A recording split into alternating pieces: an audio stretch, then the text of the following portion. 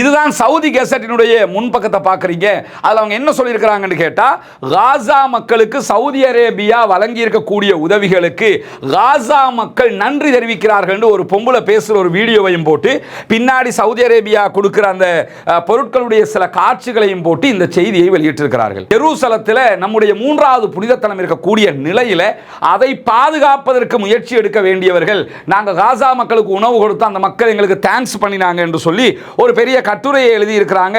Rafah பார்டரை கூட ஈஜிப்திடம் சொல்லி திறக்க வைக்க முடியாத அளவுக்கு இருக்கக்கூடிய சவுதி அரேபியா இதை ஒரு பெருமையாக பேசுவது பெருமையா இழிவா என்பதை நாம் புரிந்து கொள்ள வேண்டிய இந்த சந்தர்ப்பத்தில் இஸ்ரேலுடைய தலைநகர் டெல் அவிவை ஒட்டி நடந்த ஒரு மாபெரும் ஆர்ப்பாட்டத்தினுடைய காட்சியை தான் பார்க்குறீங்க.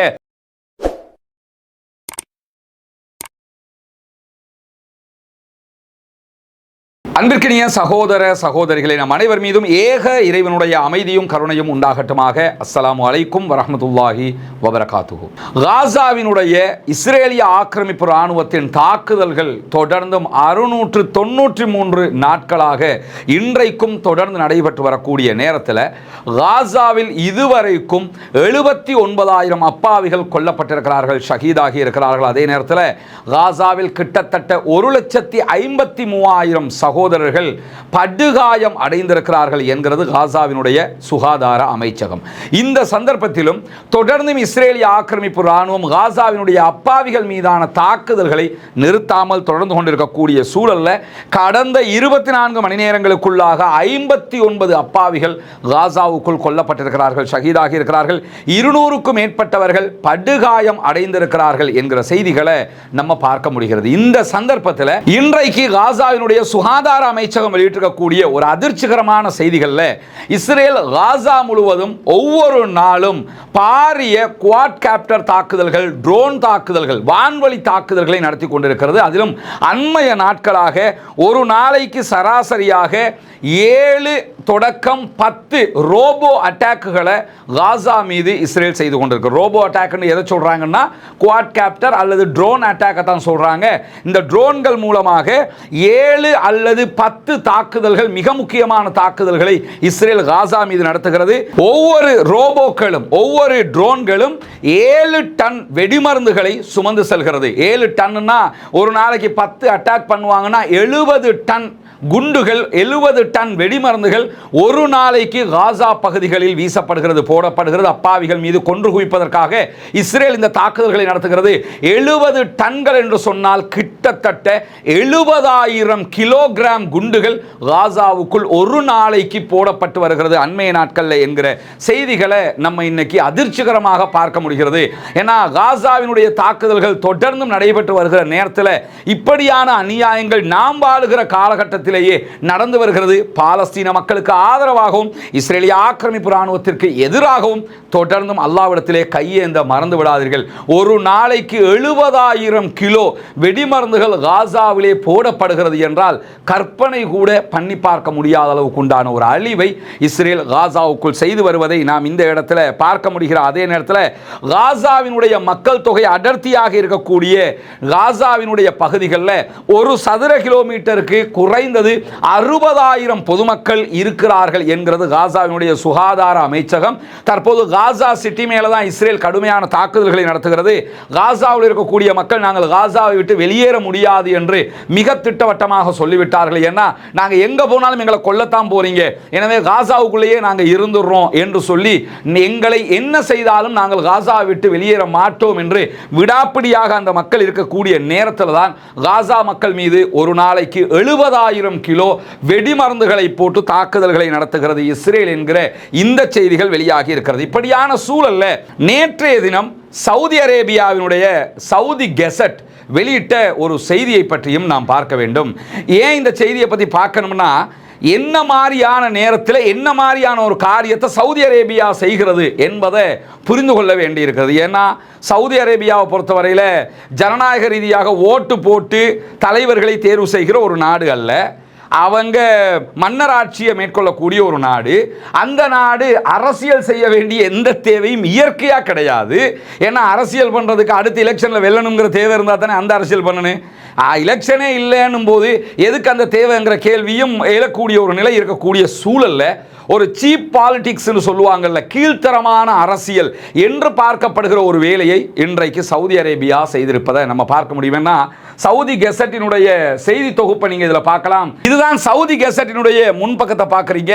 அதுல அவங்க என்ன சொல்லியிருக்கிறாங்கன்னு கேட்டா, காசா மக்களுக்கு சவுதி அரேபியா வழங்கி இருக்கக்கூடிய உதவிகளுக்கு காசா மக்கள் நன்றி தெரிவிக்கிறார்கள் ஒரு பொம்பளை பேசுற ஒரு வீடியோவையும் போட்டு, பின்னாடி சவுதி அரேபியா கொடுக்கிற அந்த பொருட்களுடைய சில காட்சிகளையும் போட்டு இந்த செய்தியை வெளியிட்டிருக்கிறார்கள். நம்ம என்ன கேட்கிறோம்னா, சவுதி அரேபியா காசாவுக்கு உதவுவது, அதே நேரத்தில் உலகத்தில் இருக்கக்கூடிய பல நாடுகளும் உதவி கொண்டிருக்கிறது. எல்லோருமே வான்வழியாகத்தான் உதவி கொண்டிருக்கிறார்கள். ஏர் ட்ராப்ஸ் பண்ணி கொண்டிருக்கிறாங்க. ஏர் ட்ராப் பண்ண வேணாம் என்று ஐநா தொடர்ந்து வலியுறுத்தி வரக்கூடிய நேரத்தில் அங்க செய்ய வேண்டிய காரியம் என்ன? யுத்தத்தை நிறுத்துவது, உடனடியாக இஸ்ரேலுக்கு எதிராக நடவடிக்கை எடுப்பது, அந்த 25 லட்சம் மக்களை பாதுகாப்பது. இது அந்த மக்களுக்காக மட்டுமல்ல, அந்த நாட்டில் தான் இஸ்லாமியர்களுடைய 3வது புனித தலமாக இருக்கக்கூடிய புனிதமிக்க மஸ்ஜிதுல் அக்ஸாவும் இருக்கிறது. சவுதி அரேபியாவில் மக்கா மதீனா 2 புனித தலங்கள் இருக்கக்கூடிய சந்தர்ப்பத்தில் ஜெருசலத்தில் நம்முடைய 3வது புனித தலம் இருக்கக்கூடிய நிலையில் அதை பாதுகாப்பதற்கு முயற்சி எடுக்க வேண்டியவர்கள் நாங்கள் காசா மக்களுக்கு உணவு கொடுத்து அந்த மக்கள் எங்களுக்கு தேங்க்ஸ் பண்ணினாங்க என்று சொல்லி ஒரு பெரிய கட்டுரையை எழுதி இருக்கிறாங்க. அதுல கேஸ் ரிலீஃப் ஃபண்ட் மூலமாகத்தான் நாங்கள் கொடுத்துருக்கோம். மன்னருடைய உதவி இது. மன்னர் இந்த உதவியை கொடுத்ததுனால அங்கே இருக்கக்கூடிய மக்கள் எல்லாம் எங்களுக்கு நிறைய இந்த உணவுகள்லாம் கிடைச்சது, ரொம்ப சந்தோஷம் என்று சொல்லியிருக்கிறாங்க.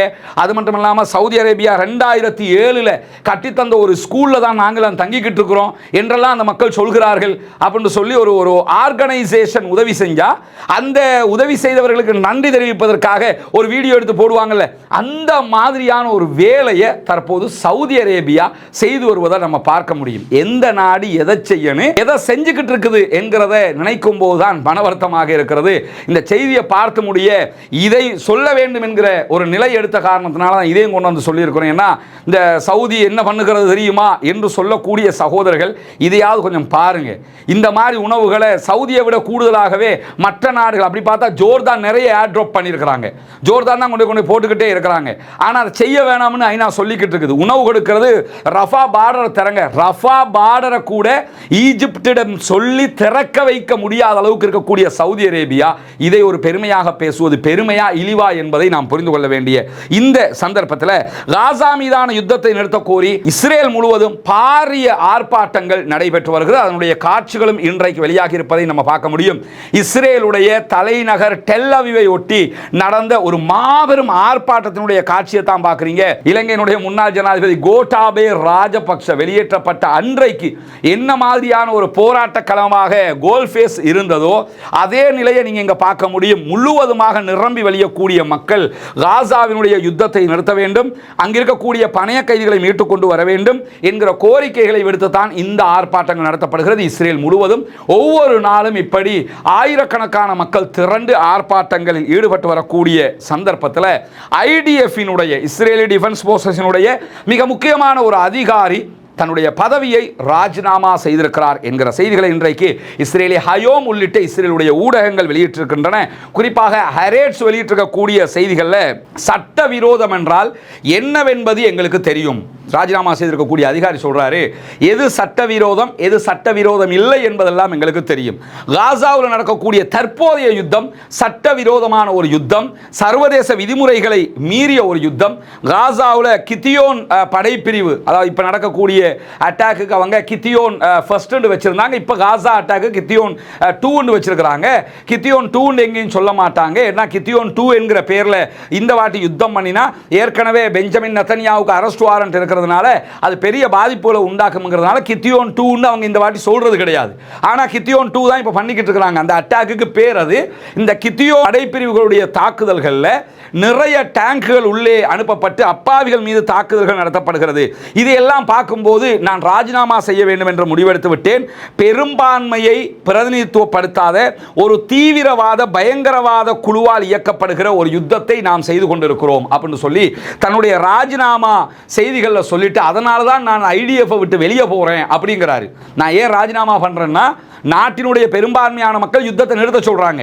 ஆனா ஒரு சிறிய தீவிரவாத குழு என்ன பண்ணுதுன்னு கேட்டா, நாங்க காசாவுல யுத்தம் பண்றோம்ங்கிற பேர்ல அங்க இருக்கக்கூடிய பாலஸ்தீன விடுதலை ராணுவத்தை அழிக்கிறோம் என்கிற பேர்ல அப்பாவிகள் மீது தாக்குதல் நடத்துகிறார்கள். இதை தாங்கிக் கொள்ள முடியாது. அரசியல் காரணங்களுக்காக கைதிகள், காசாவில் இருக்கக்கூடிய பணைய கைதிகள், இஸ்ரேலுடைய ராணுவ சோல்ஜர்கள், பொதுமக்களுடைய உயிர்களை எல்லாம் தொடர்ந்து விலை கொடுக்க முடியாது. எனவே நான் ராஜினாமா செய்கிறேன் என்று இந்த அதிகாரி ராஜினாமா செய்ததற்குரிய காரணங்களை வெளிப்படுத்தி இருக்கிறார் என்கிற செய்திகளையும் நம்ம இன்னைக்கு பார்க்கிற அதே நேரத்தில் எடியோத் அஹ்ரோனோத், இஸ்ரேலுடைய மிக முக்கியமான ஒரு பத்திரிகை வைநெட், அவங்க வெளியிட்டிருக்கக்கூடிய ஒரு செய்தியில் என்ன சொல்றாங்கன்னா, ஜாய் டவுன் பகுதிகளில் ஒரு பாரிய தாக்குதல் தற்போது நடைபெற்று வருது. காசா சிட்டிக்குள்ள நினைத்து பார்க்க முடியாத ஒரு அட்டாக்கை இஸ்ரேல் பண்ணி கொண்டிருக்கக்கூடிய நேரத்தில் அதற்கு பதிலடி அட்டாக்குகளையும் பாலஸ்தீன விடுதலை ராணுவம் செய்து கொண்டிருக்கிறது.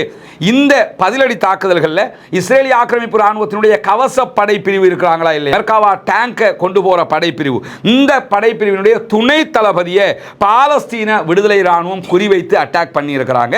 இது பெரியதொரு இழப்பாக அவர்களுக்கு மாறி இருப்பது மட்டுமல்லாமல், ஜாய் டவுன் பகுதிகளில் 2 வாரங்களுக்குள்ளாக நாங்கள் தாக்குதல்களை முடிப்போம் என்று சொன்ன இஸ்ரேலிய ராணுவத்தால் தாக்குதல்களை முடிக்க முடியாமல் திண்டாடி கொண்டிருக்கக்கூடிய சூழலில் ஜாய் டவுன் பகுதிகளில் இஸ்ரேலிய ஆக்கிரமிப்பு ராணுவத்தை சேர்ந்தவர்கள் தங்களுக்கு கீழால் இருக்கக்கூடிய ஒரு சுரங்கப்பாதையை கண்டுபிடித்திருக்கிறோம் என்கிற செய்திகளை பல நாட்களுக்கு முன்பதாக அறிவிச்சிருந்தாங்க. அந்த சுரங்கப்பாதை கைவிடப்பட்ட ஒரு சுரங்கப்பாதை என்று சொல்லி இருந்தது பாலஸ்தீன விடுதலை ராணுவம். இங்க என்ன கவனிக்கணும்னா, காசாவில் இருக்கக்கூடிய பூமிக்கு கீழே முழுவதும் சுரங்கப்பாதைகள் இருக்கிறது.